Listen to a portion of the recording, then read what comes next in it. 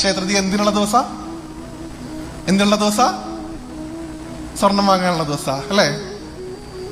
നോക്കൂ, നമ്മുടെ ധർമ്മം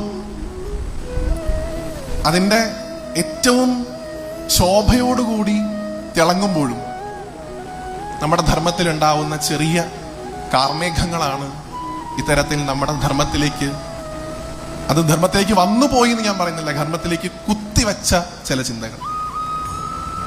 ഭഗവാൻ ബലരാമസ്വാമിയായി അവതരിച്ച ദിവസമാണ് അക്ഷയ തൃതീയ. ഭഗവാൻ പരശുരാമസ്വാമിയായിട്ട് അവതരിച്ച ദിവസമാണ് അക്ഷയ തൃതീയ.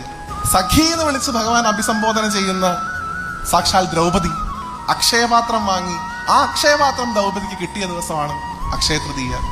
ഗംഗാവതരണം ഉണ്ടായിട്ടുള്ള ദിവസമാണ് അക്ഷയ തൃതീയ. മഹാഭാരത രചന തുടങ്ങിയത് ഒരു അക്ഷയ തൃതീയ ദിവസത്തിലാണെന്ന് പറയുന്നു. ഇത്രയധികം നമ്മുടെ ധർമ്മത്തിന്റെ പാരമ്പര്യം ഉൾക്കൊള്ളുന്ന ഒരൊറ്റ ദിവസത്തെയാണ് നിങ്ങൾ സ്വർണം വാങ്ങാനുള്ള ദിവസം എന്ന് പറഞ്ഞ് അധിക്ഷേപിക്കുന്നത്. ആണോ അല്ലയോ? ആണോ അല്ലയോ?